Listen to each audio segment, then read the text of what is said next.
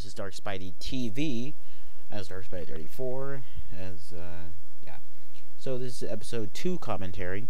I sped it a little bit.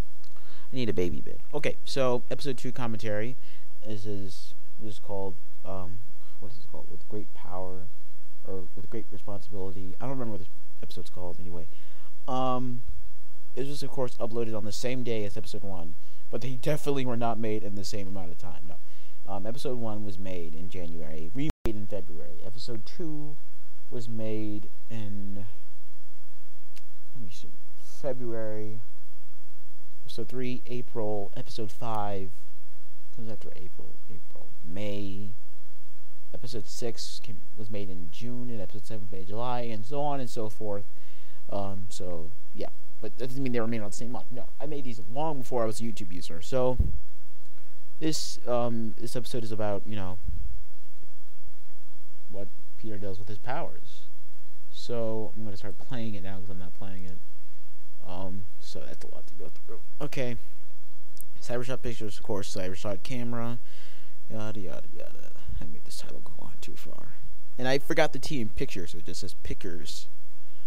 Brick Studios. I always change the name because I don't want to sound like One Brick Studios, but I don't know. I guess the title is Brick Studios right now.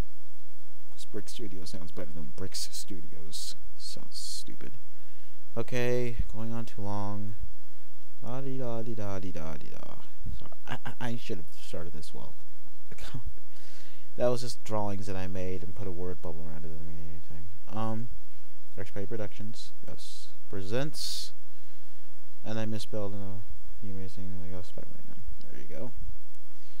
Okay, come on. It's another, this is the cover of the comic book of this is sort of based on, and I made that, of course, in 2007 or something. Yeah, this whole thing is just horrible. It's just that part. Yeah, I don't know. Just looking back on this, it just seems so. I don't know why the picture's so clear. Like the quality is like really good apparently in this episode. I can't figure out why. Or I don't know how to recreate that. So there's a TV show scene which I kind of got from Cool Runnings 55, but he got that from Amazing Fantasy 15. So there's supposed to be flame right there. I was supposed to add it in Paint, but I forgot to, and I don't care anymore. I should get on that. No, I don't care anymore. I don't know who that guy was, but that was probably Flint Marko. I probably should have chose a better. You can't even read what it says, and it's basically a line from Spider-Man the game, where he says you have to be careful with the man you're gonna grow up to be. Or it's from the movie. I don't remember. I should have read it to you guys. Whatever. This is, of course, from Ultimate Spider-Man, where they actually have a better confrontation that I've seen ever. And it's sort of just like the conversation that he had with this guy that he gets his money stolen from. I don't know if I spelled security right. I was so bad with this, like you could see him and everything. I used the police station for the scene because it has like a hallway-like sort of thing, so that's why I filmed it. Or used it as a set. I originally made that guy breathing, but it looked like he was saying the words while he was yelling. I really liked that shot when I was making it. This is the first time he meets George Stacy. And you see my fish moving around in the background.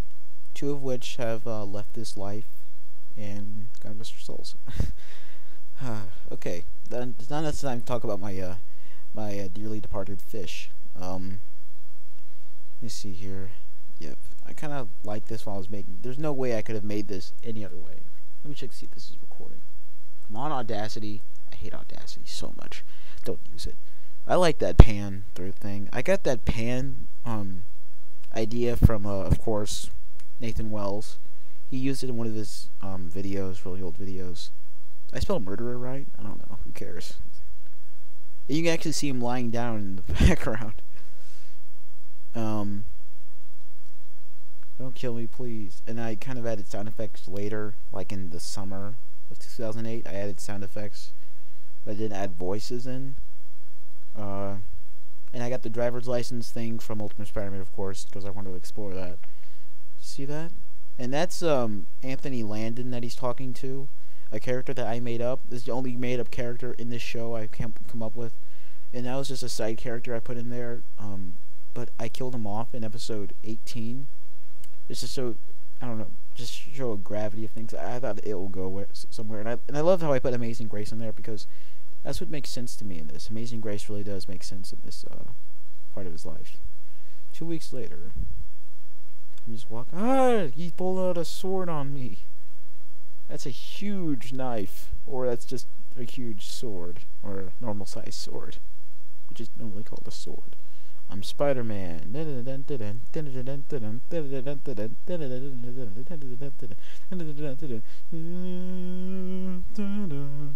Okay, that's enough of that. Okay, so I don't know if you guys could read that fast, but it was about Amazing Grace and how he was blind, now he sees, blah blah blah blah blah. I wrote that in the comic book. I don't know if that's written anywhere else in Spider-Man, but I think Amazing Grace really makes sense in this part of the Spider-Man story. Oh, this was made in March 2008. Sorry, guys, not February, March. I'm stupid. I don't know when this was made. Yeah, but I made this, like it says, March 2008. If you guys even get that far in the ending credits, which I don't blame you.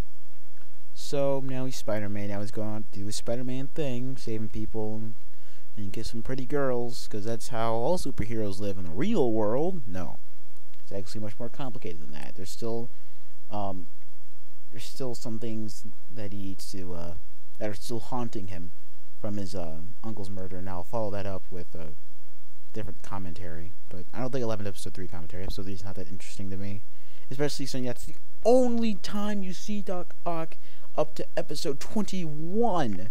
That's almost 20 episodes you don't see Dr. Octopus.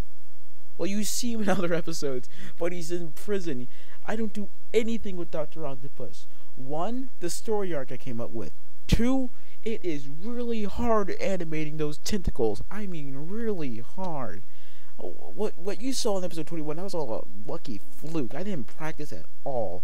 It's been almost 3 years since I've animated with that guy, you know?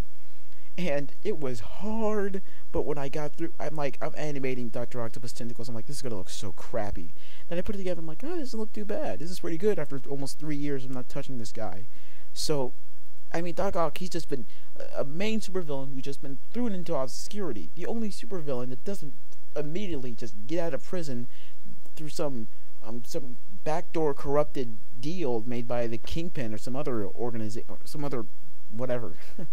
So, that's sort of weird. Doc Ock's such a big villain, and I just threw him into obscurity like everyone's thrown out the Hobgoblin. But what I did with the Hobgoblin, I threw him into the spotlight more than anyone has, I think. If you can find... Don't bring up the animated series, because I think I did better than the animated series on that. I gave him a motive. I gave him a backstory. I think I really put the Hobgoblin into the light more than in Doc Ock in comparison to anything else, because I think that's interesting what I did there. I just threw him away. He's just a background character that makes villains join this Sinister Six group. I don't even know if I'm gonna go through with that, really. I feel like the movie's just gonna be this big climactic thing, and I don't know how am I gonna top it. But it's just, the movie will probably be one of those points where I go, do I want to stop now? Do I keep going with this? And I'll see what I can go from there. I mean, I got ideas, of course, for season 3, but I don't know if I can. The main problem is how am I gonna top this? I want to top what I can do and go out with a bang. That's how, when I become a professional, I want to top what I do and go out with a bang, then stop, then die. That's what I want to do with movies. I don't want to mess anything up. I don't want to be just like, this is great, this is great, this is it's okay, but it's not as good as the other one, you know. So I'm making this way too long, so I'm going to end this right now. Thank you guys for watching it. Episode 2 commentary by Dark Spidey TV. Thank you, and look forward for more commentary.